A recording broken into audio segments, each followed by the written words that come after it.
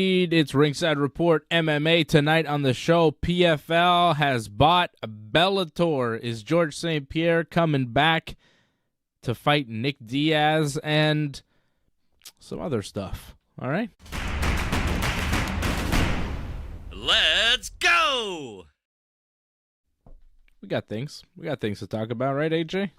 What else? What else? UFC 300, Georges St-Pierre, Nick Diaz, PFL buys Bellator. Anything else on your radar this week? Man, everything, man. Everything. CFL, Grey Cup in Montreal, first championship in 13 years. Olivier Aubin-Mercier from Montreal fighting in the PFL championship, going for the second $2 million in 2 years. I think he's going to do it, man. He's in the best shape ever. I mean, this guy looks fantastic. It's too bad. If he was in the UFC, he would have been at the top, man. This kid is like something. So here he is in the PFL. A lot of news on the PFL. I think he will win tomorrow night. Olivier Aubin-Mercier from Montreal, Quebec. We will have another Quebec champion. Two big names in the Quebec fighting scene, man. Olivier, Georges St-Pierre. Georgie! Let me get his book. That would be cool to see Olivier get a victory tomorrow. A big fight tomorrow for the PFL. And $1 million. Which we'll definitely get to. A lot of PFL news. It's a big week for the Professional Fighters League purchasing Bellator. They've got a big show. This was a good week to make the announcement. They've got their big show. I think it's a pay-per-view, right? Tomorrow night? PFL 10? I believe so, yeah. Yep. I hope it does well on pay-per-view for their sake. It'll be on ESPN. Yeah, ESPN Plus pay-per-view. Yeah. We'll see how that does. I'm definitely going to try and check out Olivier's fight tomorrow night in the main event of PFL 10. We're, of course, backing our man Olivier Aubin to get the victory tomorrow, pick up another $1 million with a win over Clay Collard. And right now, Olivier Aubin is the favorite going into this one, minus 275. Clay Collard plus 210. And it's going to be a tough fight. Of course. I mean, Clay Collard got to the finals for a reason. He's a tough guy.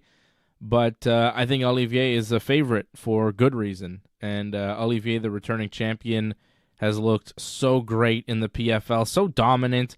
His striking has really reached a new level. He's always been a great grappler with that judo background, a great back mounts. Really, once Olivier got your back, it was over, especially in his UFC days. He did a lot of wrestling and judo takedowns and got you down and controlled you on the ground. But in the PFL, he's really opening up a lot more with his striking, which is really impressive for me to see, just the evolution of his game. He's become a very well-rounded mixed martial artist, like just dangerous everywhere. And the fact that his striking game is so good right now makes his grappling kind of more dangerous, because once he hits you, you don't want to strike with him anymore. But then all of a sudden, you get into a grappling exchange, and you're in even worse shape. So he's really got all his bases covered. He's taken on opponents that make a lot of sense for him in the PFL, and he's been dominating the competition. He's been just beating everybody. Won the tournament last year for $1 million, and he's on the verge tomorrow night in New York to win another tournament and another $1 million 2 years in a row, which is not easy to do, but he's made it look easy. It's very impressive. A guy that trains, in my neighborhood.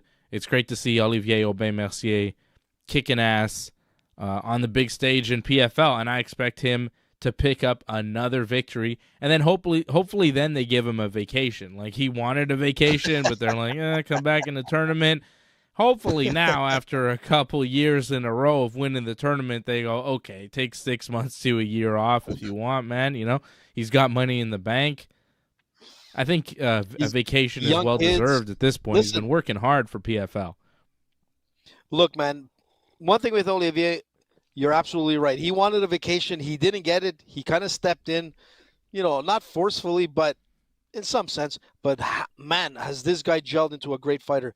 Everything about Olivier, man, he just went from people were calling him a one-trick pony with his judo background and his grappling and his jiu-jitsu. This guy is phenomenal. And you know what? On top of it, I mean, we know him personally. He's been a great supporter of our show. He's been on radio with us. He's done interviews.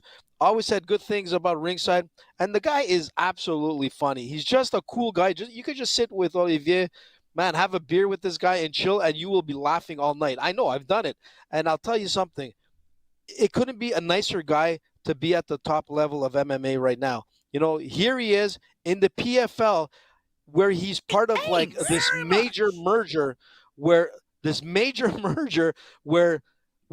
PFL is a position right now to kind of start putting like some heat on the UFC. And that's no joke, man. Like the background of the investors that are behind the PFL to buy over Bellator is insane, man. It's insane. And Olivier, man, listen, man, when you get your second million, don't forget Ringside. Remember what I said. I'll get you some Uncle Benny's wine again. Mind you, I almost made him lose with that wine at that time, but he still managed to come through.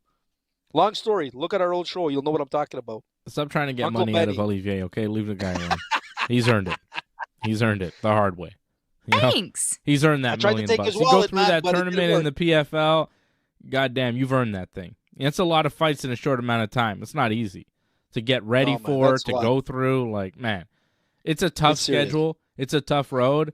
And, you know, to do it 2 years in a row is quite a feat. Like, It's hard. when he was It's hard. talking at the beginning of the season going, you know, I want to take a vacation. If I win, okay. If I don't, well, great. I get to take time off. I was like, oh, usually when a fighter says stuff like that, you go, is he really that invested? But that's just his personality. You know, he's kind of making jokes.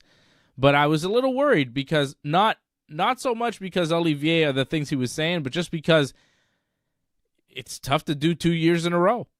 You know, it's tough to repeat. And that was really the only, like, I mean, I thought, you know, the competition was such that he could probably beat all the guys in the tournament, but at the same time, you go, man, he did it last year. He's talking about, you know, being kind of banged up and needing some time off, and here they go throwing him in another tournament. You know, it was a dangerous proposition, and he's risen to the occasion each and every time, and I expect him to do the same again. So I think that's going to be And great.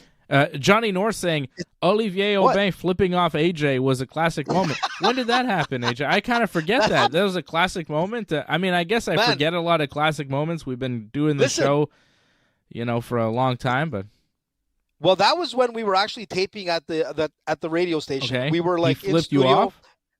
Well, yeah, we were having a good time with Uncle Benny's wine, and then I kind of like it was a whole thing that went on. It was really funny. I'm surprised Johnny remembers that.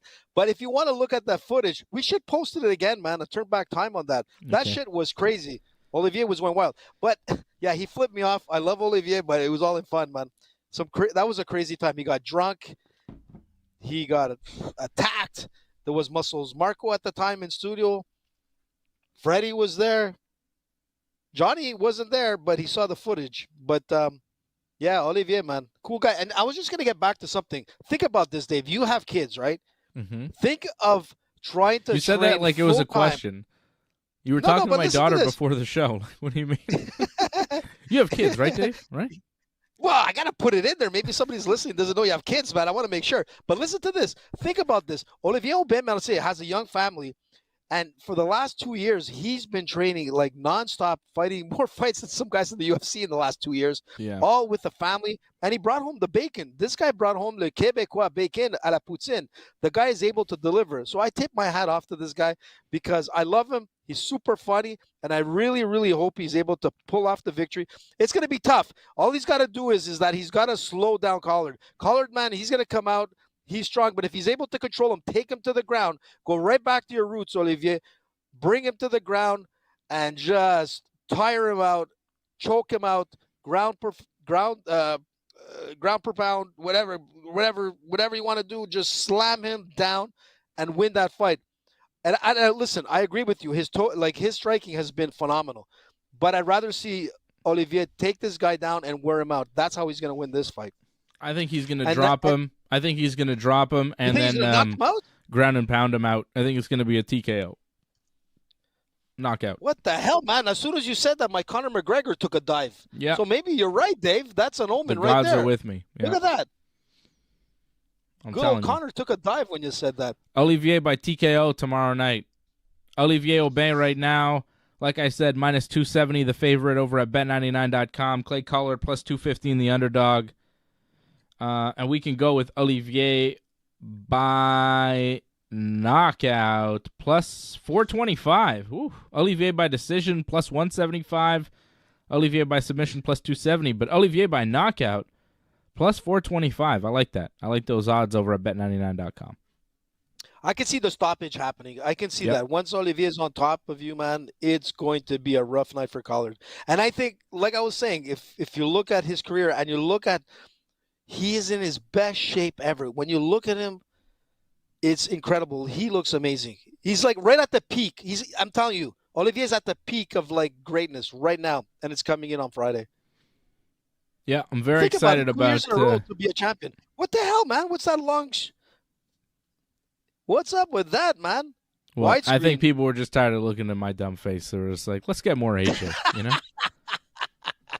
But I didn't decorate the outside, man. I had the shelf on and the elf there, like who's storming my studio. I got PFL George's 10, while we're on the books. subject, we'll stay on PFL 10. We both have Olivier Aubin-Mercier, obviously, getting the win. The Canadian gangster. Quebec is back. Tabarnak. Olivier with another victory over Clay Collard tomorrow night. Hanan Ferreira taking on Denis Gotslov in the heavyweight finals. That's I gonna got be a good one. Gotslov in that one. He's been pretty damn impressive in the Oof, PFL. he's dangerous. He is the favorite, minus 260 over Ferreira, plus 210. It's all kinds of finals. Crazy. Everybody's got million-dollar fights on the line. Larissa Pacheco taking on Marina Mokhtatkina. That is a women's featherweight championship fight. Magomed Karimov taking on Sadibou Sai. That's going to be a hell of a crazy, fight, man. let me tell you. That's a fight right there. Who's the favorite? Magomed. Minus 170, Magomed, Sadibou Sai plus 145. Those guys have been very impressive. I've been very impressed It's by gonna be a both tough guys. one. That Magomed Karimov is pretty damn good. I'm going to go with Magomed. I like this guy. It's 33 size. years old, from Dagestan, of course. 34-6 record, has won now 6 in a row in the PFL, including 3 straight this year. He's That's a good fight. extremely That's a well-rounded. welterweight Yeah, fight. big time, well-rounded man, heavy puncher. He has everything, man. This guy is dangerous. But Sai, man, he's an amazing kickboxer. You can't be like not looking at that fight and thinking Magomed's gonna win. Sai is dangerous, but overall, I think it's gonna be a tough one. You know, I'm going with Magomed too, but it's close, man. One wrong move, it's over for either guy, either or. We've also Or got either that's way. that's the welterweight fight. We've got the light heavyweight Josh Silveira taking on Impa Kasangane. That Impa has been pretty good. I don't know much about the other but guy. Silveira, man. Yeah? Yeah. It's it's another one that's gonna be tough. The favorite is Silveira, but Yeah. No. Impa is the favorite, minus 190. Josh Silveira plus 160. is the underdog. The underdog. Yeah, it's gonna be tough, man. Larissa Pacheco, get this, minus 950 the favorite in her featherweight final against Marina Mokhtatkina. And then another you fight say on the it too card. well. Another fight on the card, not a title fight or anything. It's just a fight. They've got Kayla Harrison, who's one of their top stars, in a 150-pound catch weight against former UFC fighter Aspen Ladd. I didn't even know my Aspen God, Ladd that's was gonna in the be crazy. PFL. Yeah, I that I knew. And Ray Cooper III taking on Derek Brunson. Man. Ray Cooper, this guy, man, he always impresses me. He's always that man. Good luck, Derek. That's all I'll say. I don't know, Cooper's man. Have you gonna- seen Derek Brunson recently? Yeah, but it depends what hair he's coming in with. If he comes in with the blonde hair, he's losing. You know that, and I know that. Mind you, I'm trying to get a picture. We got burnt once. of Derek Brunson. Have you not? Tell me. Just let me know what color his hair is, and I'll tell you if he's going to win or lose. Derek Yeah, Brunson. I'm trying to fight, find the someone is gonna picture. sleep. This is not going the distance. Someone is going to sleep in this fight. Get me the picture, man. Recent I'm trying picture. to find it. I don't have it. Oh, here we go. Damn. Okay. Can I show this to you? I don't have anything set up, AJ. I'm sorry. I'm ill prepared for this program tonight. I'm sorry to the members watching. I apologize for my lack of preparation. Shout out to Angelo and Lior and everybody watching. I'm sorry that I'm not prepared. But there's a Derek Brunson picture that I want you to see because he does look quite a bit different. Here we go. I have it for you. He looks quite a bit different from his UFC days. So here's Derek Brunson UFC. Mm-hmm. And here's Derek Brunson PFL. Damn. Someone's smoking. Right? Jesus. UFC. Look at the shoulders. Look at the pecs. And look at the traps. Just look at the traps from picture A to picture B. Look how square he is here. Look how monstrous he is. Look at the abs. Yeah. The abs, everything. And here's the difference. Yeah, USADA? No USADA. USADA? Vitor? No USADA. Can I see that again, man? Do that again. That was too funny, man. I mean, Before come on, Derek after. Brunson. Look at this. Before Big Bird. in the UFC, Big Bird. where there's random drug tests, PFL, where it's a little more open. Jesus, look at the abs, man. That's not Photoshop. Nope. Yeah, he looks. Look at those monstrous, traps. man. There's no doubt Like, about it. look how big he is up here. Just look at this. Yeah, I mean, we're really focusing on this man's body, but come on, guys. Show me that head. Show me the head, Dave. Show me the head. Let me see the color of the hair. Let me see the hair is blonde. I want to see the color of his.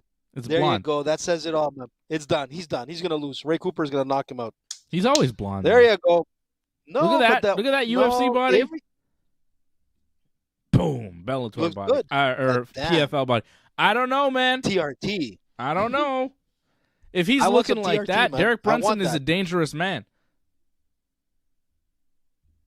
I'm telling you. Yeah, but Ray Cooper doesn't have to cut weight, man. He's going up to a natural weight. He doesn't have to struggle through the weight cuts, which he does, and it's so terrible for him. This one he doesn't. So Ray Cooper is one dangerous dude who always impresses me every time he fights. And now he's going to be coming into a fight where he feels great at his weight, that he doesn't have to struggle. You don't think Derek Brunson feels great looking like that? I think he feels fantastic. Yeah, he does. Are you kidding? He does, man. No doubt about it, man. Come on, man. That before and after, that Sesame Street special on TRT is unbelievable, man. But before, after. Derek Brunson plus 100, Ray Cooper minus 120. I'll take a little Brunson money on that one, just based on the body, man. Come on. Listen, he's ready. Just because of his hair color, yeah, that's it. He's done. If Brunson comes into the octagon with normal hair, he's a winner. He comes with his platinum blonde hair there, forget it. He's going to lose.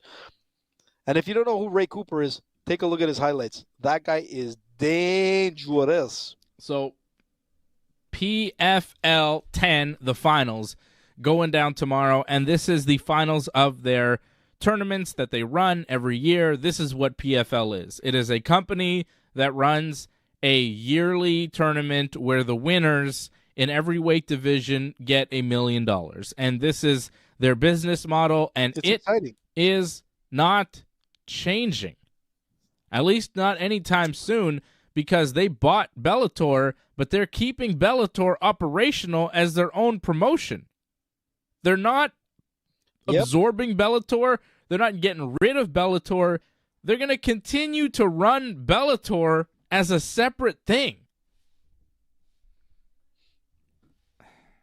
I don't like this move. Well, I don't like this move one bit. And our buddy Angelo asked me earlier this week how I felt about this move, PFL buying Bellator, and I said, yeah, it's kind of like when AEW bought Ring of Honor.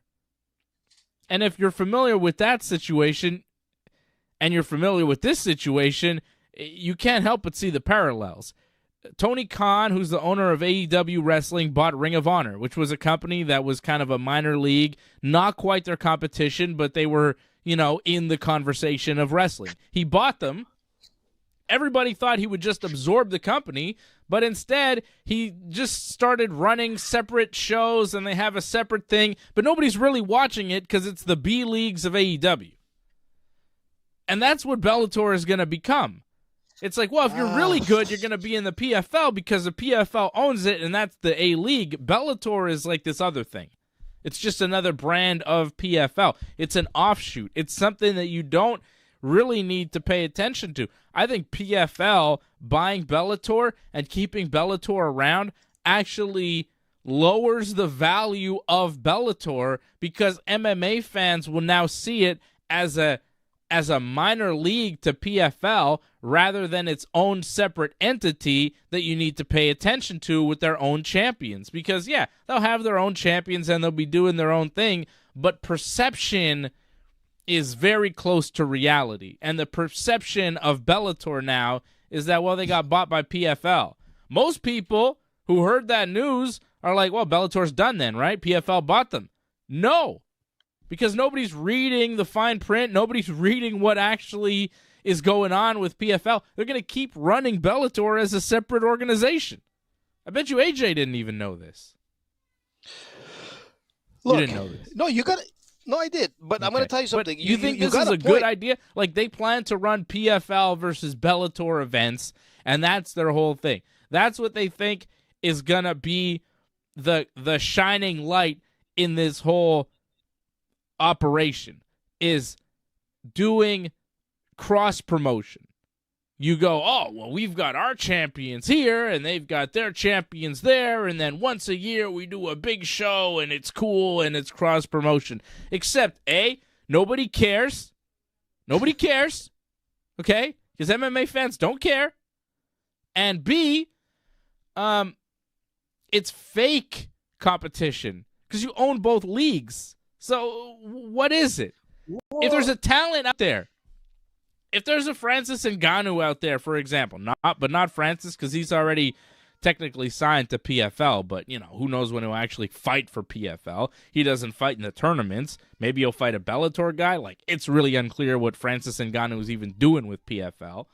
He's probably going to box next anyways. I don't know what PFL really has with Ngannou, to be quite frank. But say there's a talent out there that's on the market, like Nate Diaz, who's currently a free agent as far as we know. If PFL signs him, do you think they'll send him to Bellator? Or do you think they'll put him in PFL on their A promotion? PFL has a deal for TV with TSN in Canada, ESPN in the United States. Bellator has a deal for TV with nobody. Do you think that they're going to get a better TV deal than ESPN? Do you think that there's a channel out there that Bellator could be on that would be more prestigious for them as an MMA company than ESPN? I don't see how Bellator is anything but a B version of PFL, and a PFL is a B version of UFC. So what's Bellator? Perception is reality. UFC is A1, the industry leader by far. When people think of MMA, they think of the UFC. When people think of pro wrestling, they think of the WWE. It's the same thing. AEW can go and buy Ring of Honor all they want. They're still going to be a B league. PFL could buy Bellator. They could buy all the little, they could buy Cage Fury Fighting Championships. They could buy all the little MMA promotions they want. They're still the B leagues. Because they don't have talent that's marketable. They don't have name value. They don't have people that are regarded as the best in the world. Now, they are going to make claims like, well, now, because of, like, I saw a claim today that blew my mind. They go, well, technically, this is some real MMA nerd shit, right? They go, technically, we have as many fighters ranked in the top 25, the real top 25, top 30, right? Yep. We have the same as the UFC in the top 30 of all MMA fighters, so we're really on par with the UFC. And I go, well, yeah, bitch, if you believe that, you're smoking crack. Like, what are you talking about, man? No, they're talking about... You're not on par with the UFC. You're nowhere near the UFC because you may have some of the... You could have the top 30 best fighters in the world. But if nobody knows their name, it doesn't mean shit. Well, you got a point there, Dave. But they also got a point as well. Because when you're looking at, like, the stats... What they're saying is that they equal the UFC with 30% of the top 25 fighters, world-ranked fighters in the world. So, look, these are guys that we don't know. Just like we didn't know Conor and we didn't know, like, Diaz and we didn't know George. You don't know a fighter, like even Cyril Gane. We knew Cyril Gane before anybody knew him. From Rogan all the way to Chael Sonnen, we knew Cyril Gane. And I saw that this guy would make it to the UFC and one day become the champion. But... they've got a point. When you got the top 25 world-ranked fighters, at least 30 to 33% equal with the UFC, this is a serious move. And I agree with you. Because no, they don't, though. But they don't. Who are they? Who's Bellator's best fighter? No, name him. You're right. Bellator has 210 fighters that have been contracted. Yeah, you're right. I agree with you. Name 5 Bellator fighters. Go. You can't. Right. No one can. No, I know that. And you're absolutely right. I mean, I could, but the thing is that no, you out can't. of 210... No, you can't. I fucking dare you to... I don't think I could. I could name you a couple Bellator fight. I could maybe reach 5, but it would be a stretch, and you would have to double-check if they're still on the Bellator roster. You know, I agree with you, and you're right. A lot of them were former UFC fighters. Do it right now. Really you said you could. You're right. Do it. I'm saying from back then, but I'm just going to say, no, listen, now. I'm saying now. AJ, I'm saying now, right? PFL just bought Bellator. We are two guys. We are two guys that love MMA. Watch MMA every week. We're there. We're doing a show about MMA every week because we love it. We love the sport. It's right? hard. It's hard. And we couldn't name 5 fighters on the Bellator roster, and that's what PFL bought. So what did they buy? Well, listen. Old Kimbo Slice videos. You know what I mean? Kimbo was amazing. Fedor's contract. Fedor was amazing. But that's what brought the UFC. Okay. Well, I should say brought Bellator some, like, real threat at one point. Remember, there was one point where we never even heard of PFL. We just knew UFC, Bellator. Yeah. And Bellator was doing some pretty heavy shit from, like, bringing out some crazy old fighters from the Gracies and all the rest, the Shamrocks and all that kind of stuff to get the Bellator, which made it exciting. And I was at one point like, man, you know what? I want to see some old school fighters. Okay, they don't look that great, but I was still interested in it. Yeah. That's what brought up their stock. Yeah. But I'm going to tell you, you're absolutely right. And they stopped doing that for some reason. I don't know why they ever stopped doing that. I loved it. That was a big mistake. That was a money draw because people were coming out to see that. I'm talking about that because I remember that the most. Kimbo Slice, Dada 5,000 versus Kimbo Slice was the greatest MMA fight of all time. One had a heart attack, both and men. the other one, it killed both men. That fight killed both men. They fought to the death. Kimbo died like a month later. Like, it was crazy. And Dada had a heart attack, I think, right after Dada the fight. had a heart attack during the fight and kept fighting somehow. I mean, it was crazy. That's incredible. It's insane. But that's what I'm trying to say is that Bellator, it's insane. Bellator had some pretty good stock at that point. But for some reason, man, they kind of shifted over to try to compete with the UFC. But again, on their roster, they have 210 fighters. 210 fighters that PFL just purchased. You know that those fighters are going to be released at some point. But the thing is that it's a strong move, which is an unbelievable move. I never thought Bellator would be purchased by someone else. If you would have told me that like 5 years ago, I'd be like, what are you talking about? At least Bellator is there. Well, yeah, they're a B league. I mean, but Viacom bought they were owned by Viacom at that point, right? Like, that was a big company. It was a big deal. But then they go, I mean, it was the writing was on the wall when Showtime said, we're shutting down Showtime Sports. We're not doing boxing. We're not doing MMA anymore. So there goes Bellator's home. Like, they were on Showtime, right? So they had no more home. So it's like, okay, it looks like they're shutting down all their sports operations, and they're looking to shop Bellator. Like, Bellator, it was a lame duck for a while now. Like, we can't pretend like Bellator was a serious competition to anybody because it's been on the chopping block for a very long time. Nevertheless, we still have a promotion that PFL is deciding to retain and try to run shows with and do TV or whatever they have planned. And I think that that's a mistake because, Look, they're probably going to just. There's only so much room for talent, and you gotta fill your division with the best of the best, and you can't just be putting on shows with all these lower level talent. Like, what's the point? Nobody's gonna watch.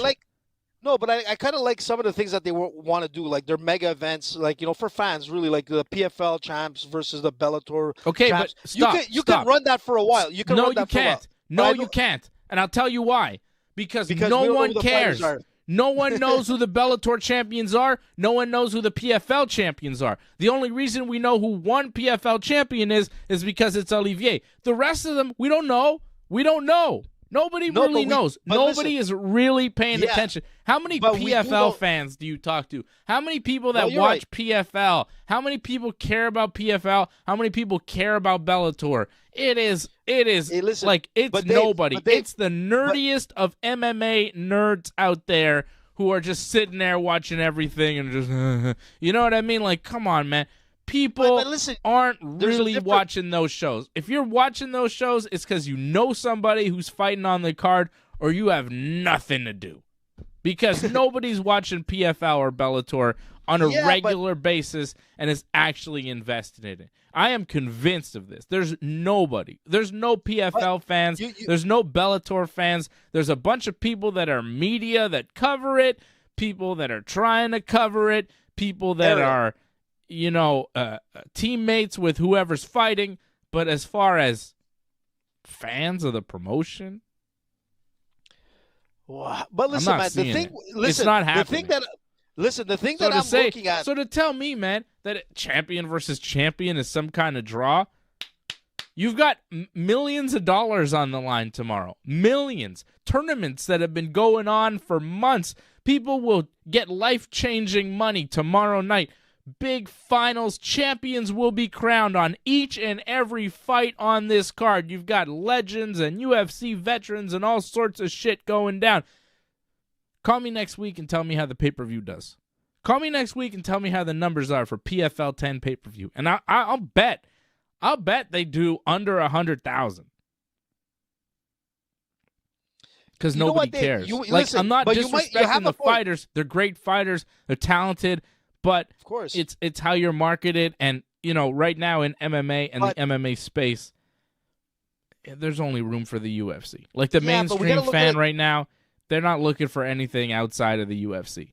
The UFC is putting on so many goddamn fights. There's really no room for anything else. They've oversaturated the market, and now for these other promotions to try and survive, they'll survive, but will they thrive? Will they be profitable? Are they profitable? Look, is PFL profitable? The reason they were able to buy Bellator, let's not forget, AJ, the reason they were able to buy Bellator is because they got a huge injection of Saudi money. Exactly. And that's what I was trying to get at. And those people have so much money that an MMA promotion is pocket change. And you can lose pocket change, and it doesn't have to come back to you as a profit. When you have $1 trillion, you could give 100, 200 million away, and it doesn't even make a difference. It can keep an MMA promotion running for 5 to 10 years, but it doesn't mean that MMA promotion is turning a profit, gaining fans, gaining momentum, or bringing any kind of revenue back to PFL. Sure, fighters are getting paid, they're putting on shows, but if there's no profit coming in, at a certain point you got to go, is this going to last? It might last forever because, like I said, these guys have infinite money and they could just, keep the tap open and whatever. But, Coach, to me, I don't think MMA fans really care that much. Like PFL buying Bellator, I don't think it made a huge dent in the MMA market. Dana White's not worried. He's not sweating. He doesn't care. Look, but Dana would like to have that Saudi money. But I'm going to get back. Look, he's already got it. They're doing shows there. He's good. Yeah, they got money. They are. No, listen, and that's the thing with the PFL, man. The PFL in August sold a minority stake for 100. They got for $100 million, dude. And you're right. There's deep, deep pockets. And that's where the PFL is going to thrive because that faucet is never going to turn off. And the thing is that you got guys like Jake Paul and you got Ngannou's and you got the Clarissa Shields. You've got names that people know from different parts of either sports or business. And that helps. I'm saying right now as we speak about that merger, we can't say great things about it because, yeah, you're right. Most people won't know who the PFL fighters and who won't know the Bellator fighters. But the thing is that the merger with deep pockets can change things. We could be talking a different tune in 5 years, just like we talked about Jake Paul coming into boxing and no one believes shit about him except for me. And here we are today talking Jake Paul being part of a PFL transfer, being part of that. He has investment in that. What I'm saying is I don't think he's not fighting right now. When's his fight? Well, apparently he's supposed to be fighting. He's supposed to be fighting. And I believe he will. I'm almost positive that Jake Paul will fight an MMA fight in PFL now that this merger has gone through. There's big money involved. And I think that the deep pockets of these Saudis, and the thing with the Saudis is that you can look at it in many ways. You know, they're buying this product. They're trying to, like a lot of people are saying, they're buying it to clean up their image. You know, they're trying to look like, you know, the good guys to deflect all the attention to human rights abuses and all that kind of stuff, whatever. But it's a possibility, like they did with, like, you know, the PGA and all the rest. But the thing is this, they have deep pockets, and they have some pretty interesting names today, which I just mentioned. Who's to say what's going to happen in a couple of years from now if they really start putting on the heat? I'm just saying you never know, man, what can happen in 5 years. And that's why the UFC has to start producing quality. Like their pay-per-view numbers are good. But they got to really be careful because people could start jumping ship once the contracts are over because these guys are ready to pay them, man. Like, you know, how many guys made millions in the UFC in the last 2 years? You know, straight up millions. Olivier Aubin-Mercier has in the PFL. That's what I'm trying to say. You got to be careful with shifts and mergers. I mean, there is deep, deep pockets, and that could be a threat of the future. I'm just saying, you know, you never know, man. You never know. The UFC bought Pride FC way back. Pride FC not sustainable. Was untouchable. Let me tell you why the deep pockets Saudi money is not sustainable. At a certain point, they go, why am I spending money on this? And they turn the tap off. And then that's it. And then everything shuts down and it's over. A profitable business like the UFC never turns the tap off because it's making money. So why would they shut down? It's a business. They keep it going forever. They have stockholders. It's a publicly traded company. If you're run by one guy who's got money, if that guy dies, gets killed, decides to shut off the money, gets interested in something other than MMA and wants to spend his money on that, well, your MMA promotion goes kaboom. Yeah, it's gone. Yeah. Right? So that's not sustainable, AJ.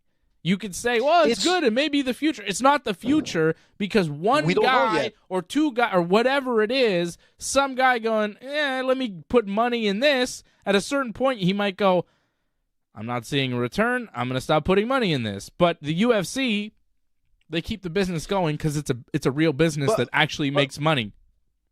No, absolutely. And I'm going to say one thing, like, you're right. But then it's also the interest of, like, the countries that are investing. So, for example, when you say, like, Canada, like, what is our national sport? Like, most people will say hockey. Lacrosse? You know, you get to the well, yeah, the real is lacrosse. But most people will say hockey because it's such a watch sport. The NHL has power. In the States, man, you'll say NFL. You know, a lot of people are football fans. The national sport in these countries that are investing money, you look at Abu Dhabi, Dubai. I'm going to take Abu Dhabi, for example. The national sport of Abu Dhabi is jiu-jitsu. Soccer. Is Brazilian jiu-jitsu. Everybody, every member of the army, everybody in Abu Dhabi, including the prince himself, is a heavy practitioner. And this guy can kick ass of jiu-jitsu. Brazilian jiu-jitsu is the thing for these countries. So what I'm trying to say is they love the game. They love the game. They're not just investing in the game. They love the game. You know, they love, like, MMA. And that's what I'm saying is right now we look at it as a merger that doesn't make sense or whatever. I never thought Bellator would be bought out. I thought Bellator would probably buy out other things and then eventually be that B League and, you know, whatever. It'll be like the AHL in some sense. But that's not the case. the case is the people behind it are big, big, big fans that created a national sport for their country that involves MMA, but Brazilian Jiu-Jitsu that leads to MMA. I'm telling you, it's a different game. In 5 years from now, we could talk a different story. We could either say, man, the UFC fucked up big time, or holy shit, the PFL is the new UFC. I mean, it could happen, Dave. Oh, God. Come on now. I'm telling you, man, No, it could happen. It's not going to happen. The PFL is not going to be the new UFC. The PFL is not going to take over from the industry leader in combat sports. They can't. It's too far gone. Do you understand what TKO Sports Group is right now? Do you see how powerful they are? They're run by 100%. the guy who was the biggest agent in all of Hollywood with all the connections all around the world, Ari Emanuel. He's one of the most connected guys on planet Earth. They've got Dana White, who's been running the UFC forever. They are the number one leader in all of combat sports. And, oh, yeah, they also have the WWE under their umbrella. Like, that company you're right. is untouchable when it comes to pro wrestling and MMA. The fact that they merged and they are run by Endeavor Sports, it's over. It's over. No one will ever come close to TKO Group or whatever the hell they're called. The TKO Sports Group, Combat Sports. That thing is a juggernaut that will never be toppled. When the UFC and WWE merged into one company, they took over all of combat sports forever. Look out, boxing. You're next. You're going to get eaten up by this company. They are going to eat up and promote and make every combat sport bigger than ever. Boxing, kickboxing, jiu-jitsu, amateur wrestling, every combat sport that is a part of MMA will be taken over by the TKO Group in the future and made bigger. They will all have the same business model as the WWE and the UFC with independent contractors for as long as they can get away with it, and they will run all of combat sports forever. Unless they got, bought over, a hostile takeover. Anything can happen in the future, man. It's so big now. It would take so much. That's what they said like, about okay, GameStop. maybe one day. I'm gonna tell you. Maybe one day, AJ, but not for another 25 to 50 years, at least. I hope they're you're running right, the game until Dana and Vince are dead. And then we'll see. No, you're right. Like when But Dana, Vince, and Ari Emanuel are all dead, then okay, who knows, right?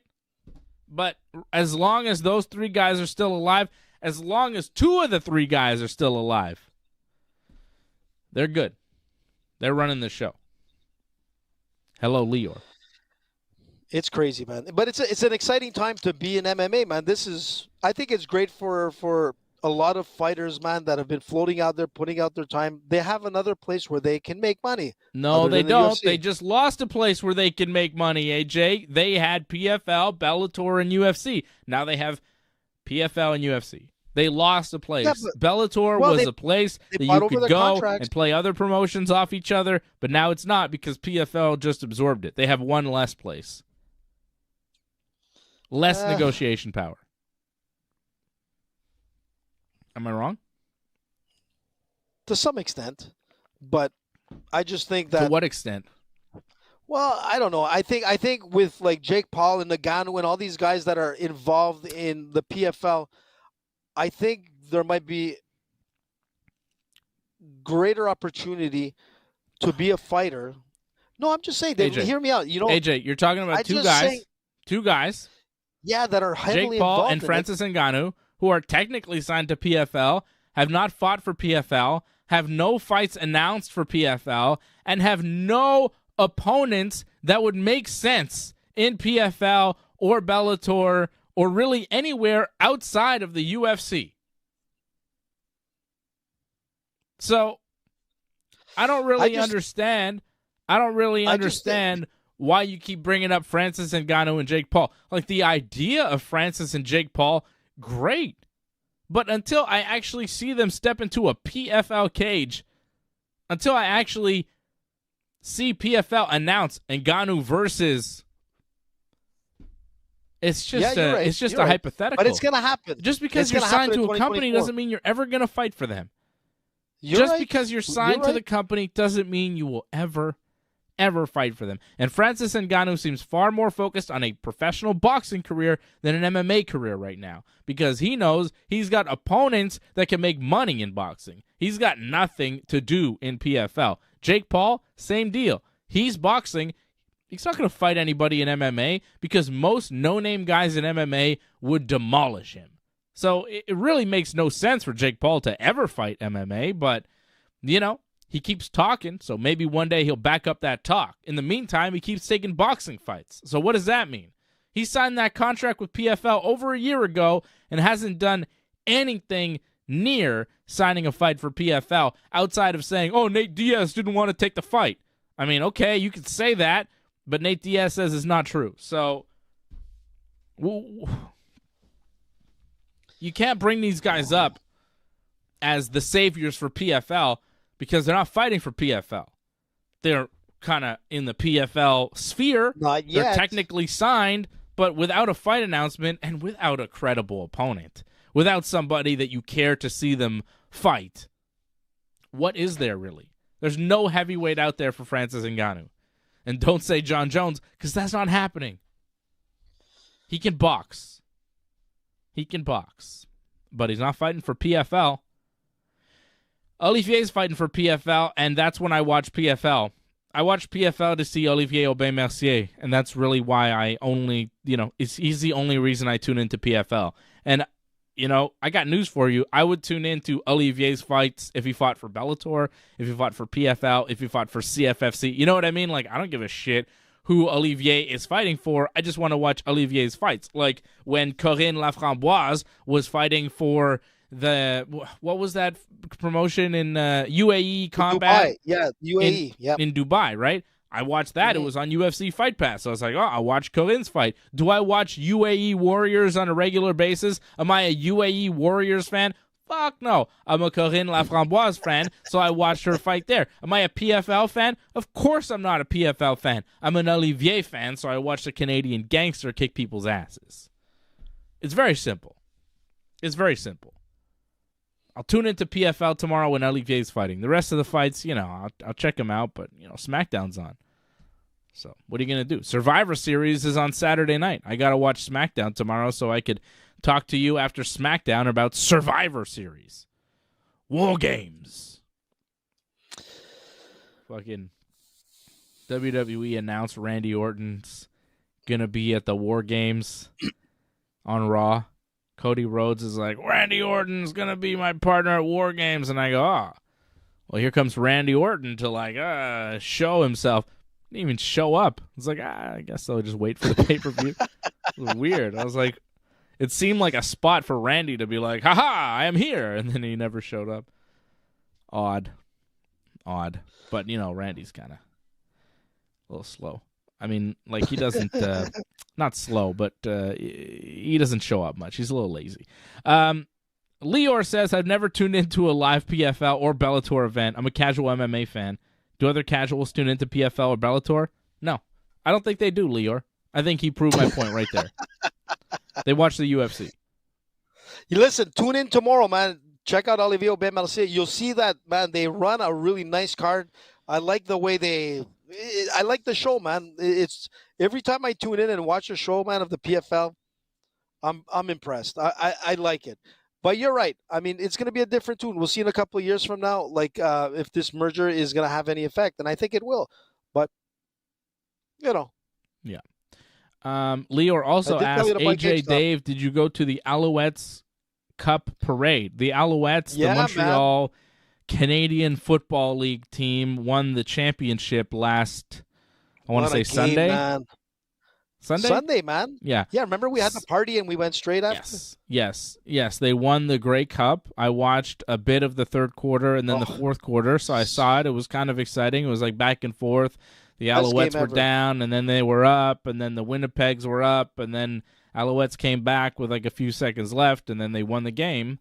And then they won the championship that they weren't supposed to win. They were underdogs kind of all the way through, and then they won, so that was nice. But no, I didn't go to the parade because I'm not really an Alouettes great fan. parade. Like I'm not a CFL fan, really. You know, I'm not really a football fan. So no, I'm gonna tell I you didn't go something. to the parade because I'm not really a fan of the team. But it was nice Yeah, to it see. I wasn't- watched a bit because I live here and I was born here, and Montreal is my home, so I like to see what's going on in the city. And you know, the Alouettes don't make the Grey Cup every year, so I tuned in a bit. I kind of was following the game on Twitter while it was on. I was watching the new episodes of The Crown, which like only 4 episodes on Netflix. It was like a part 1 of the final season, and I gotta wait for part 2, and they only gave me 4 episodes, which was pretty disappointing. Good episodes of The Crown though, but I was watching The Crown and I was kind of following the game on Twitter, and then I saw that it was kind of close and they made an interception. I was like, oh, okay.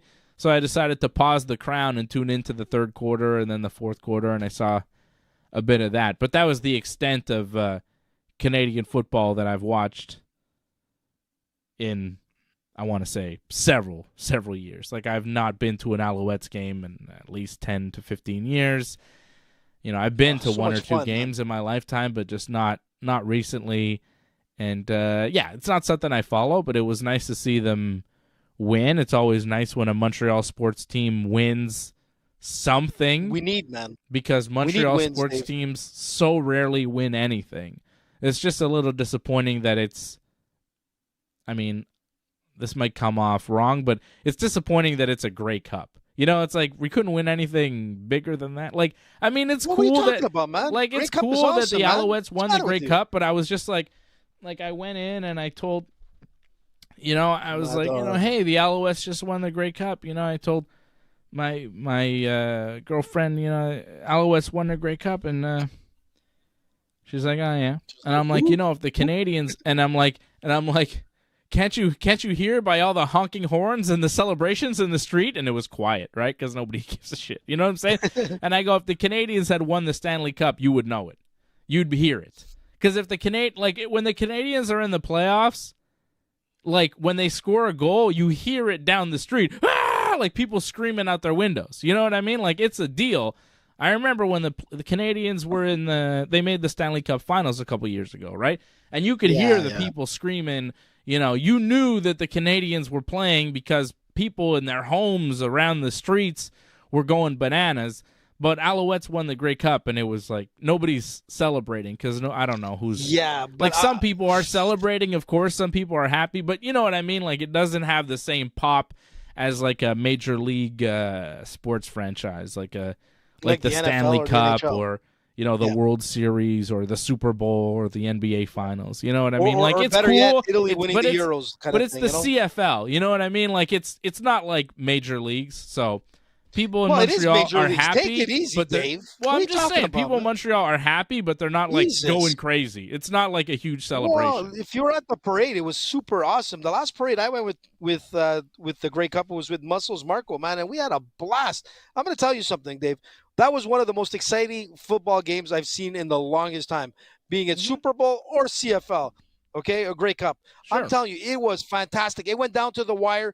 They weren't supposed to win it. It was back and forth, super exciting. If you wanted to watch a championship game and be on the edge of your seat, that was it. It was kind of like, you know, Italy and France, like, you know, penalty shots, you know, that kind of stuff. And Italy tends to win. But I'm going to tell you this. So it's look, it was super exciting. I'm happy for the CFL. They always deliver a great championship product. Every CFL game, more or less, has always been exciting. But this one, man, is probably ranked to me on the top.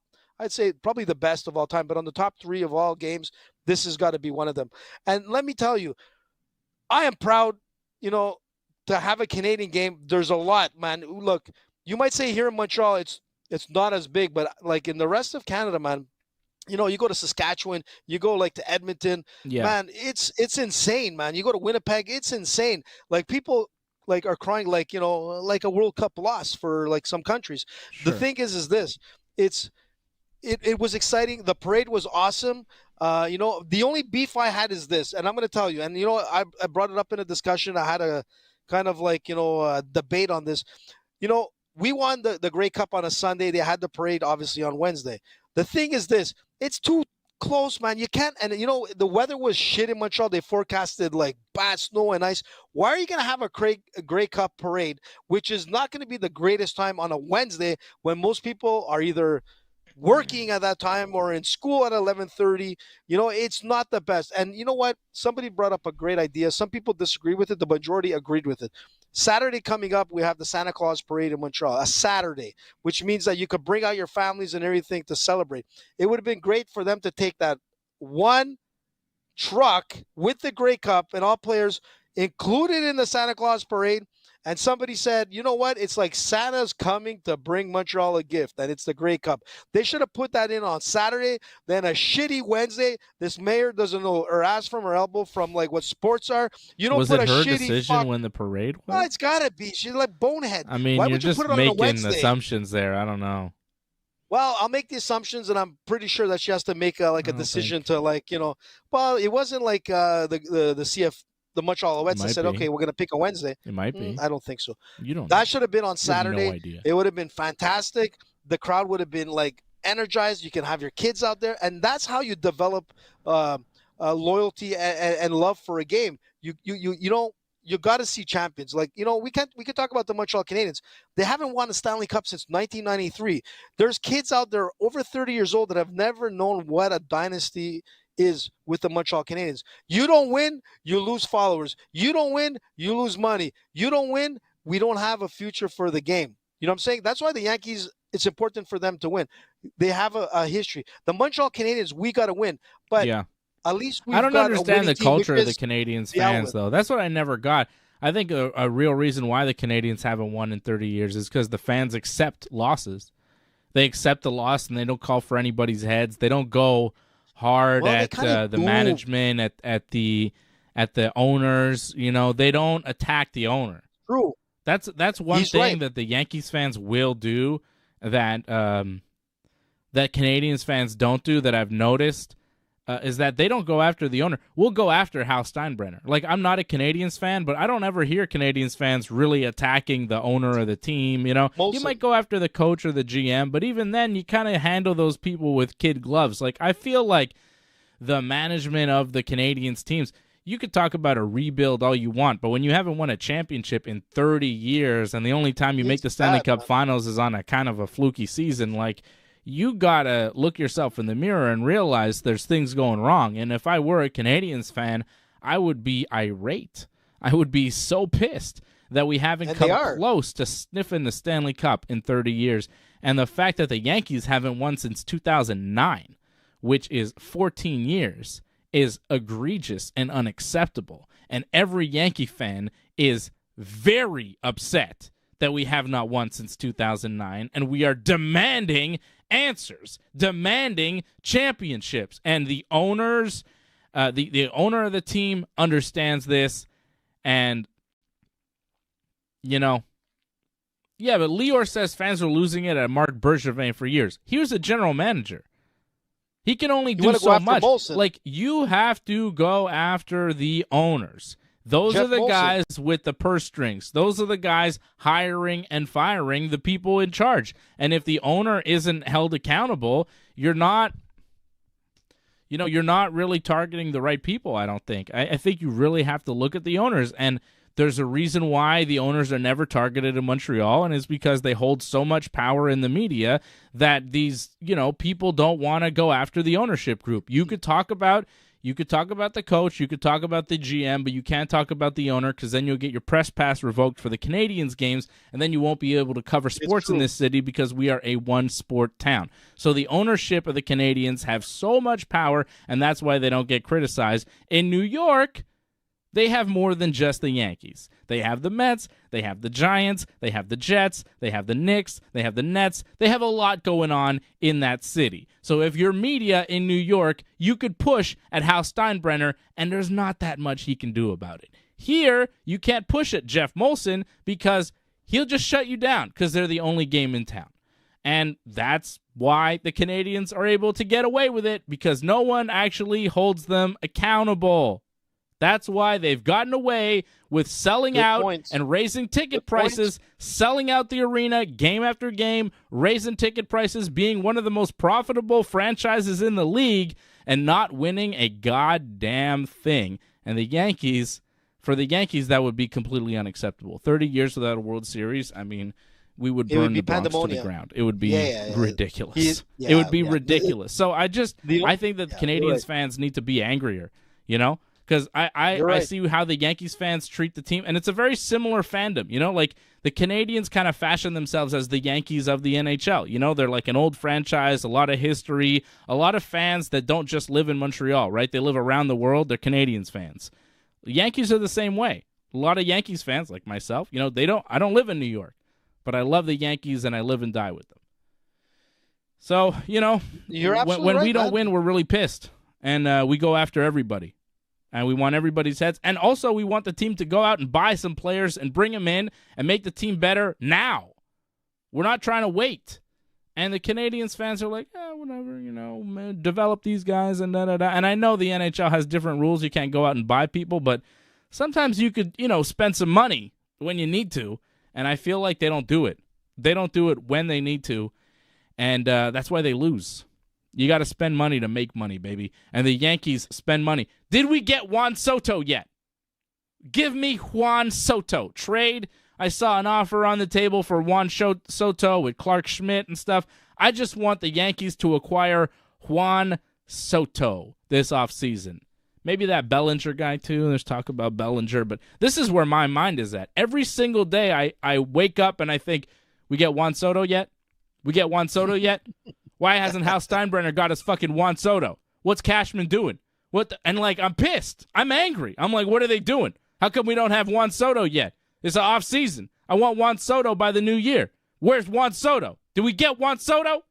Like, I'm pissed every single day that the Yankees haven't acquired Juan Soto. Do we get that Yamamoto guy from Japan? This Japanese pitcher supposed to be amazing. We get him? We should. Get everybody. Pay everybody. The biggest franchise in sports. We got all the money. We got all the fans. Spend it and goddamn win. And I don't hear that from Canadians fans. And what I'm saying is minor compared to most Yankees fans. You know, like the Canadians fans, I feel like they get mad, but like it's a different type of mad. They're not demanding. You know, they're not as demanding of their team as the Yankees fans are. Like But you think they like, would, yo, man, we're not after winning. like What the 24 hell's Stanley wrong Cups, with you? man? Fire you. You know, like get rid of them. Yeah. We had George Steinbrenner too. George Steinbrenner, volatile, right? Oof, volatile crazy. management. An owner who would hire and fire, just crazy firing people, going bananas in the media, yelling at people, going nuts, winning championships along the way. And that's what Yankee fans are used to. That's part of the culture of Yankee fandom. And that's part of why I love being a Yankee fan, and I love Yankees fans. I love Yankee fans. I really do. I love the culture of Yankees fans, and I like being around Yankees fans, and I like Yankees talk. It's a good attitude. It's demanding, and you want victory. It's number one or nothing. New York City, baby. Number one or nothing. NYC, man. You got Hell a point yeah. there, Dave. You have a point, man. Fuck, I And love every the time Yankees you were so mentioning much. something, you were saying Steinbrenner. I'm not trying to diss the Canadians here. I'm just trying to tell you how much I love the Yankees, and every other franchise in every other sport is nothing compared to the Yankees. They're just the best. Well, the Canadians were like the Yankees at one point. They actually had more championships. You hear know what about I'm saying? that. They don't have more championships. They have well, fewer. Not anymore. Yeah, not anymore. Well, yeah, That's at one point we're talking back in the 80s. But I'm going to say you're absolutely right, man, because, you know, here we attack the GM and we attack the coach and everything. Nobody's saying, you know what, Jeff Molson, man, fucking do something. Put some fire under the bench. You got to start, like, acquiring people. Like, you know, even scouting people in, like, different countries, man. Look at, like, Moscow. Look at, like, wherever, like, spend money Sweden, on like, scouting. Is there a limit to how man. much money you could spend on scouting? Because if there isn't, sure. they should be spending infinite money on that.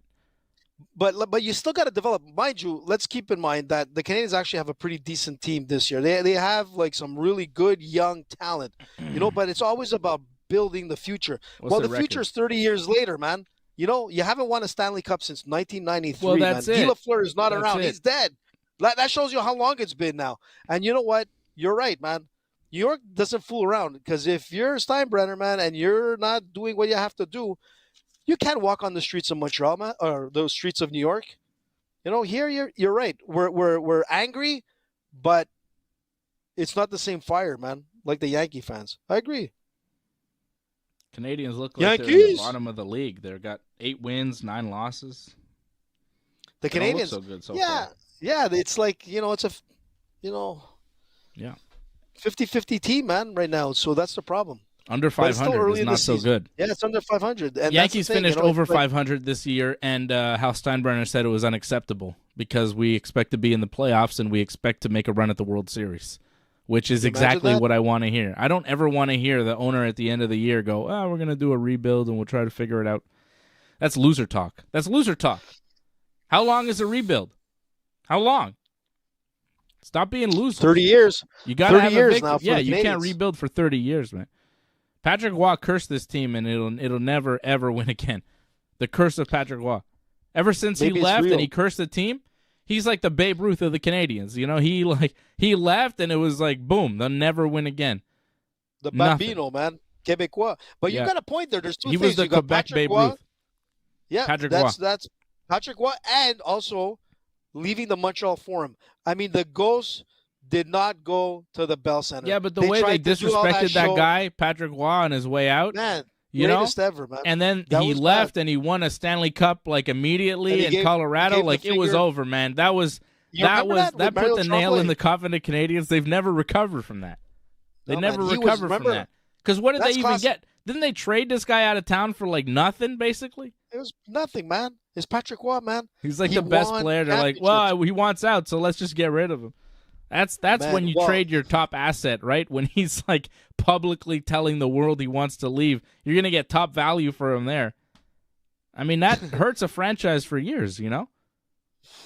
That was I can remember that scene like yesterday, like walking back and forth, fucking swearing in French, tabarnak, Mario Tremblay, like it was a disaster. Yeah, I remember it too because it was shocking. It was the death of the dynasty.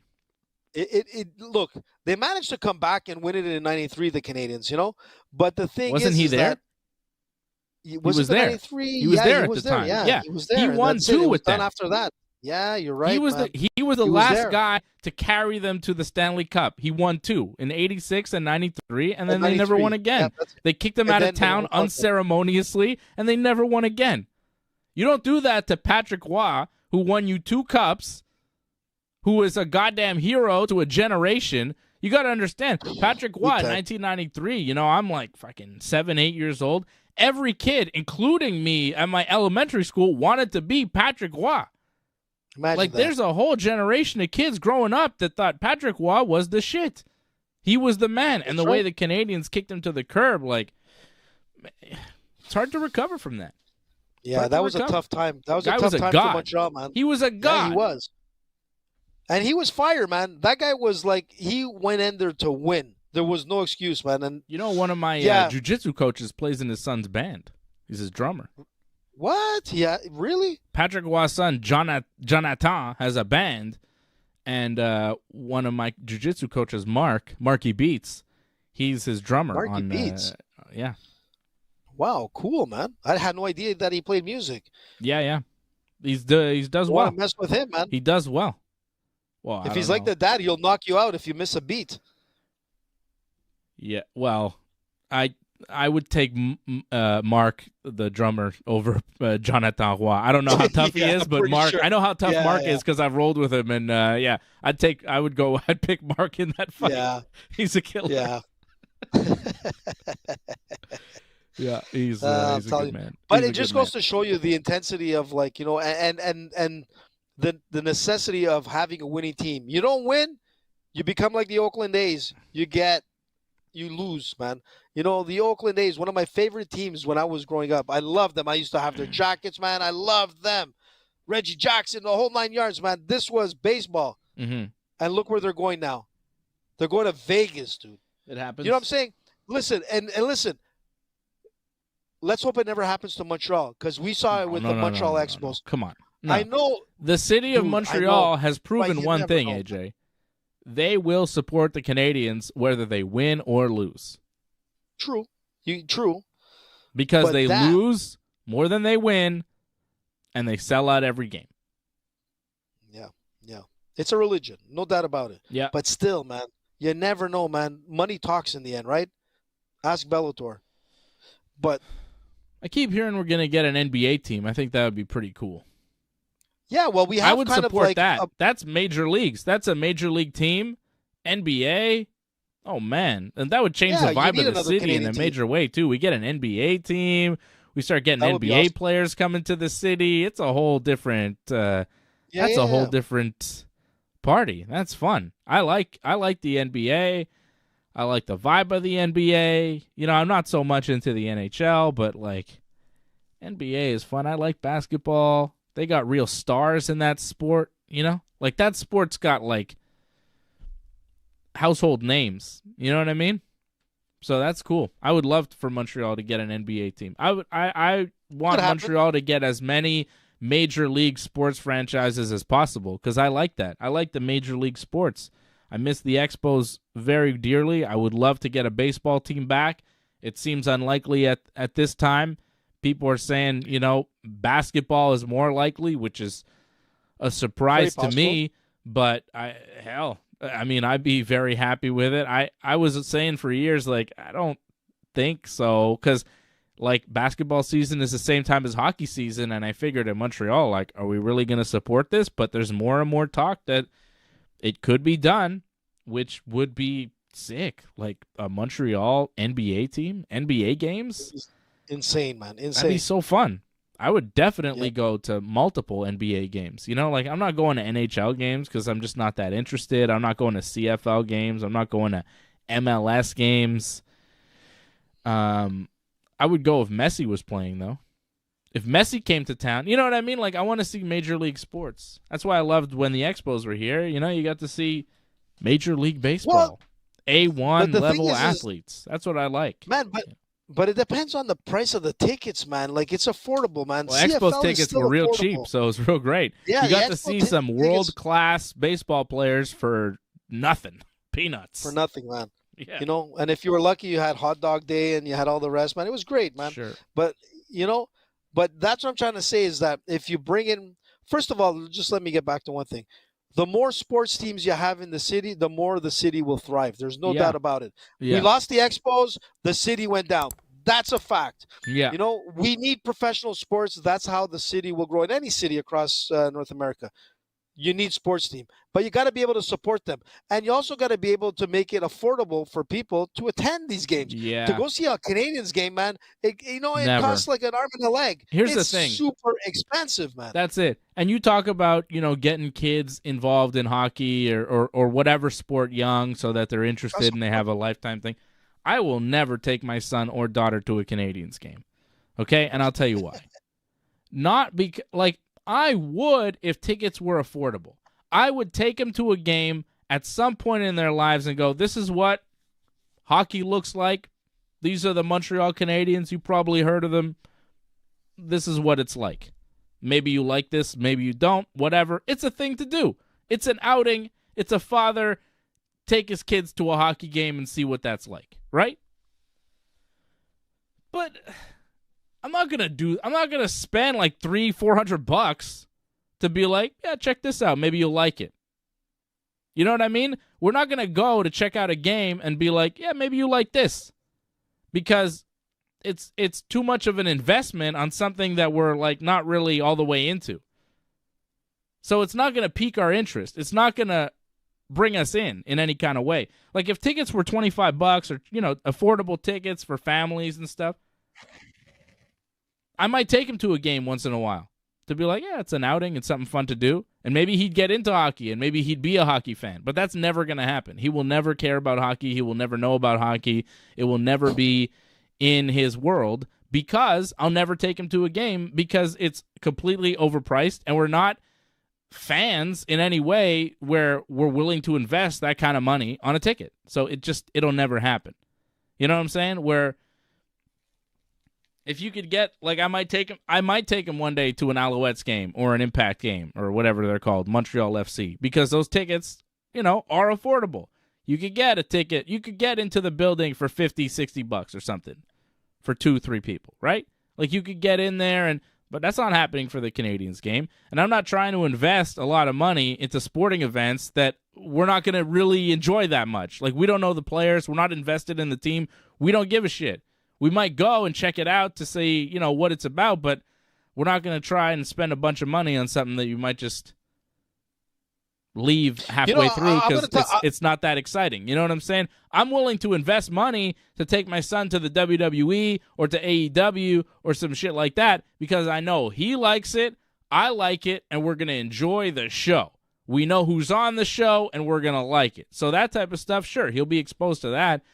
But, like, hockey, I think what I'm saying is a lot of these, the Canadians or, a potential NBA team would be wise to offer seats, cheap seats, way up there that are affordable so that you could take some people that might not even want to go to hockey, but will just do it because, it's something to do, and he should see the Canadians once in his life because it's a thing to do if you live in Montreal. But it's not happening.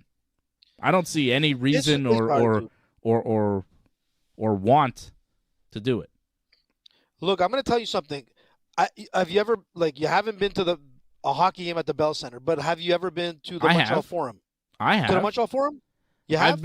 I went to a hockey game at the Forum. My dad took me.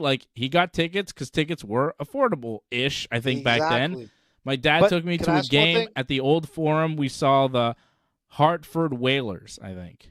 Wow, from the WHA, man. Yes. And I've seen many games at the Bell Center. I've been to many Canadians games at the Bell Center. I mean, not dozens, but I would say a handful of games. I've been there. I've gone to Canadians games, but it's not something that I really care to do. I've done it. No, but no big deal. That's what I'm trying to get at is that at one point when I used to go to the Montreal Forum and then over to the Bell Center, and I had some pretty good seats at the Bell Center. Back in the days at the Montreal Forum, I used to go with my brother and we had stand-up tickets. We used to buy stand-up tickets and you literally stand up and watch a game. Sure. The difference is this. You had affordability and now you have to basically it's an investment to go to a game job. now. It's an investment. It's like the thing going is, to a concert, which it shouldn't be. There's 80-something games, I know, man, and that's the thing is that the synergy is not there is because, you drive loyalty and to fans by making them be able to see a game more than once every couple of years. Yeah. Going to the Montreal Forum was you could go anytime you want, man, and it was great. The synergy, the crowd was there. They were raw people, and that's what I'm getting at. They were raw. You didn't see too many suits. You would see rawness and a drive and sports fans. Now, and I know that carries on to most cities across North America, but going to the Bell Center is that you don't have a winning team. You don't have a raw level of fans. You've got people that get tickets. I'm lucky that I get tickets sometimes from my buddy Seb, and he has he's a season ticket holder, but man, I don't even want to ask him how much he dishes out for those tickets. Yeah. They're center ice, right in the middle, crazy amount, tickets in price, whatever. But what I'm trying to say is my buddy can afford that. Sure. But the thing is that, you know what? You have to have a buddy like that. But it's not fair because for me to bring my kid up, which I will, it's going to cost a hell of a lot of money. But I had the opportunity back at the Montreal Forum to go all the time, man. I used to go with my brother, my dad, and it was that rawness that we don't have. The Ghost didn't carry over to the Bell Center, and the synergy obviously didn't. And if they bring in a professional basketball team, they got to make it affordable to develop a loyalty and not come to a point where it's only top celebrities and top business people that are able to afford the tickets. It's hard. That's you why lose I respect the connection the CFL. with the team. The team is supposed to represent the LA. home city, but the people in the home city have no connection to the team because they're a thing you kind of see from a distance and you never actually go to the games. But that's what I'm trying to tell you, Dave. Support the CFL because that's raw. Support the MLS. When I go see the Impact, which I'm wearing I call them the Impact. I still call them the Impact. I don't give a shit what Saputo thinks. They're the Impact. Yeah, but here's the thing with those sports, AJ, is that they're fun, not the major leagues. Dude, man, they've improved a lot. You're talking CFL, man. They're CFL good. is awesome, CFL man. And MLS, they are better at football and soccer than I could ever hope to be. But they're not the best in the world, and doesn't interest I me don't that know, much man. because already I'm coming from a place where I don't really care about football or soccer, right? And then you're telling me that these players that I'm watching are kind of good, but they're not, the best. So I'm like, well, what am I watching here? I like to see the best. I like to see world champions that are truly world champions. I like to watch people that actually win championships in the Bell Center, like Georges St-Pierre. That's a man who's won a championship for this city Georgie. in the Bell Center.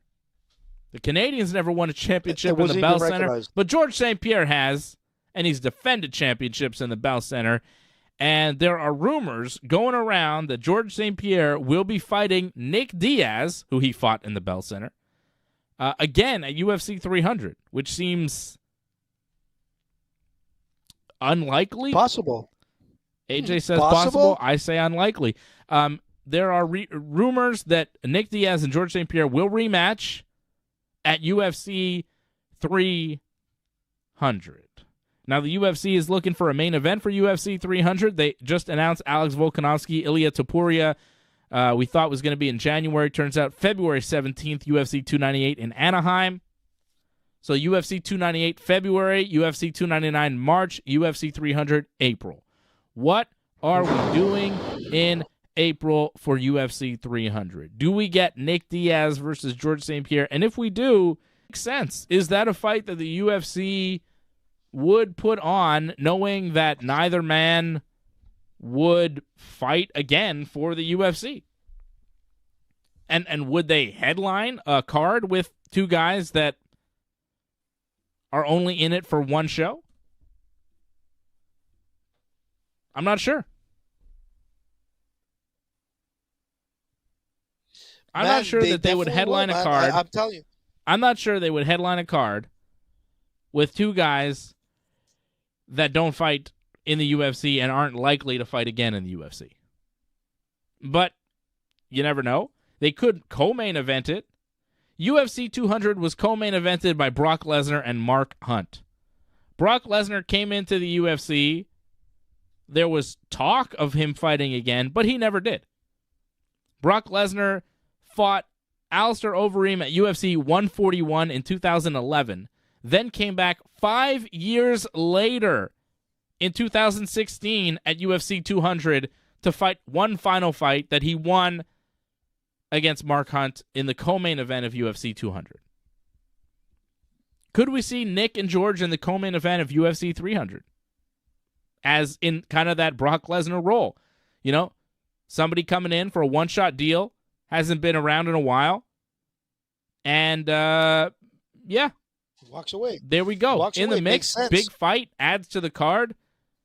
Do we really see George and Nick not in the main event, though? That seems odd. But at this stage in their careers, at this stage in their lives, should they fight for 5 rounds? Maybe 3 rounds is enough, Look, man, George is in top shape, Dave. He's in top shape for a 42-year-old guy. You know what I mean? Like, we can't expect him to be the same forever. You're right. But he was supposed to have that jiu-jitsu match coming up this month or with in Nick December. Diaz. With Nick Diaz. That didn't pan out.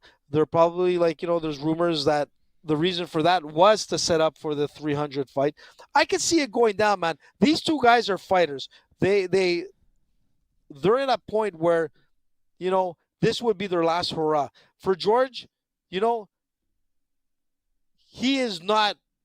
Look, George is the greatest fighter that ever fought in the UFC, but he's not as known as Conor McGregor worldwide like he used to be, right? But coming back, man, just to have George fight on 300 will make everyone realize that, George was the Conor of the time. But the difference is that George can still fight today where sometimes Conor can't. There's still rumors that Conor might come back and fight for 300. That's a possibility. But I don't think of so. It as a crazy. It's possible, the Dave. word on Conor is that he's not going to be back until the summertime, probably July. I'm hearing otherwise, man. He's he's looking to come back and fight Chandler for 300. But like, what kind of an insane card would that be if you would, let's just say hypothetically it does work out. You've got Conor on that card. You've got like that, I don't want to call it a celebrity fight, but a legends fight. You know, even if George would lose, it would still be like, holy shit, man, George is fighting. And I'm pretty sure George will probably win. This guy is in phenomenal condition. He's training every day. He trains like he's preparing for an MMA fight. It doesn't make sense. And this has been going on for years. But imagine, you got Conor, you got George, and then you got John Jones. What? Wouldn't that be awesome? He's not ready. He's hurt. I know, but you never know. Maybe by April. No. You know, given how injuries work and recovery time, John Jones will not be fighting in April. Maybe Georges St-Pierre, Nick Diaz. I'll give you that. It's a possibility. Conor McGregor, I think you're dreaming with that. I think he's going to fight in July. I think if you get George and Nick Diaz, that's pretty massive. Yeah, and I think it's possible. I think the UFC might entertain that. They could do it. They could put some sort of weird Legends Championship on the line or whatever they want. Crazy. But I think that could be a solid co-main event to what I think will be the main event of the card, which will be Islam Makhachev and Charles Oliveira. I think they're going to main event UFC 300 because I'm looking at the champions right now. In the UFC, we have Sean Strickland defending his title in January, the middleweight champion. We have the featherweight champion, Alex Volkanovski, defending his championship in February. We have the bantamweight champion, Sean O'Malley, defending his championship against Marlon Vera at UFC 299 in March. So I am just knocking down the possibilities. If we're looking at champions, right? Because I firmly believe that UFC 300 will be headlined by a UFC championship fight, right? It won't be one of these kind of super name headliner things. It'll be a championship fight.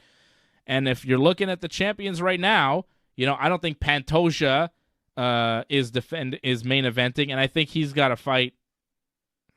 I think he's fighting in January in Toronto. Sean O'Malley's fighting. Volkanovski's got a fight booked. Islam and Charles is supposed to happen.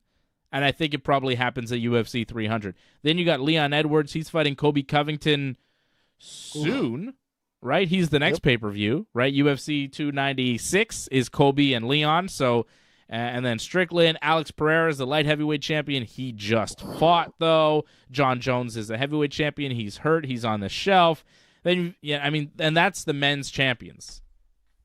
And the women's champions, you got Zhang Weili at 115, Alexa Grasso at 125. I don't think either of them are main eventing UFC 300. It's really only one man.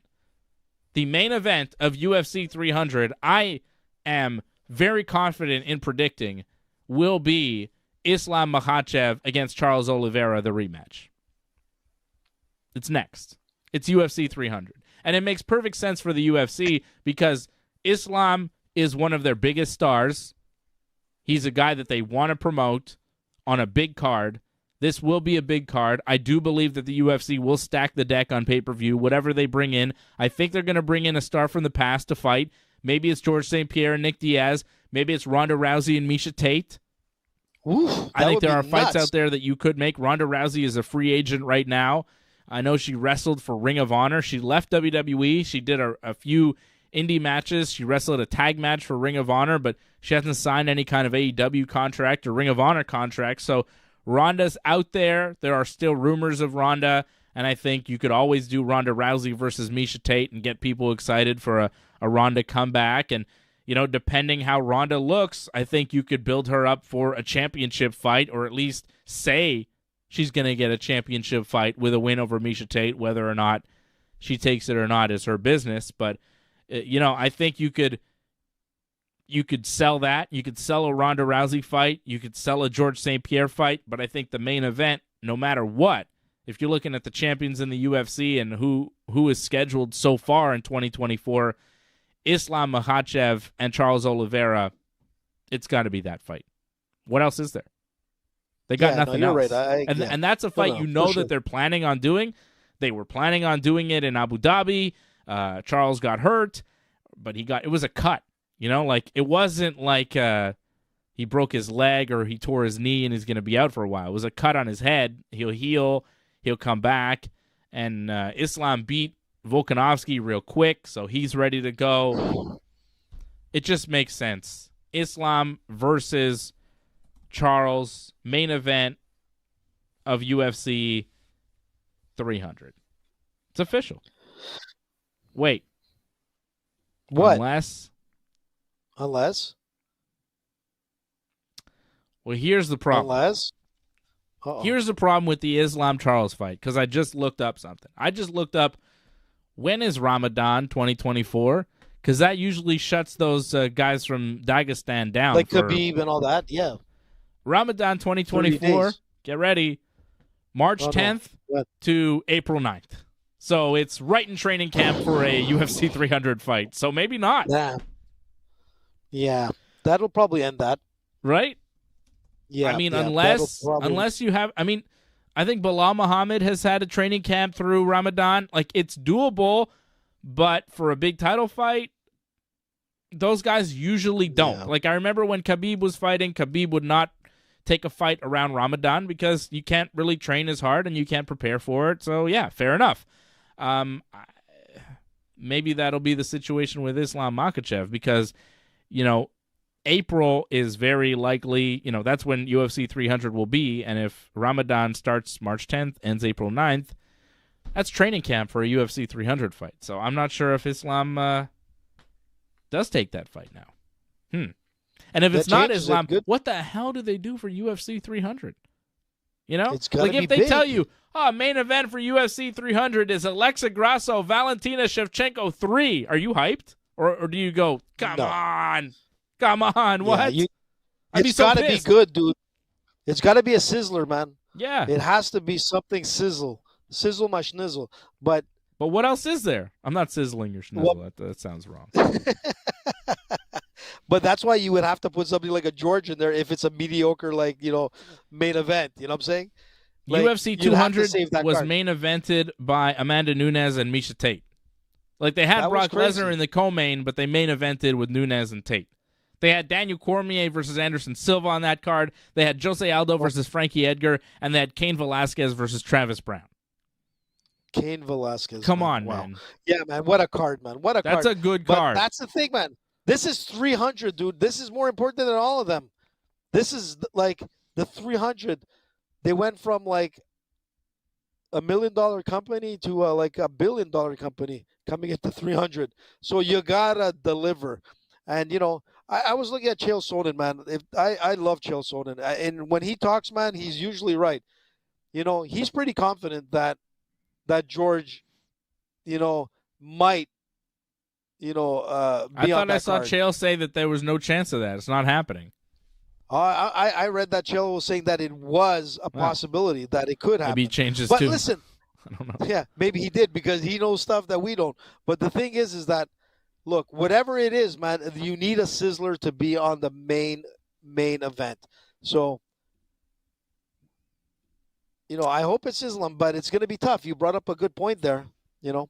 Yeah, if it's Ramadan, I don't know if that happens. Well, we'll see what they do for UFC 300. I'll tell you what, if CM Punk doesn't show up Saturday in Chicago for Survivor Series, maybe we'll see CM Punk make his return to the UFC because the pro wrestling business may be done with him, so maybe he'll have to go back to the UFC for the paycheck. The question is, will they take him back? I would say... I'm sure they would. No, probably not. Why? Because he's older, more beat up, more injured, and probably less trained than he was last time. So it seems like a bad move. Also, less popular, less famous, less worth the money and the headache. It's really not. Yeah, but I'm not saying that you would put him on the main card. You could put him on the prelim card. Sure, you know, like, put him on the prelims. I would watch that. It's not going to happen. Yeah. I'm pretty sure he's done with MMA.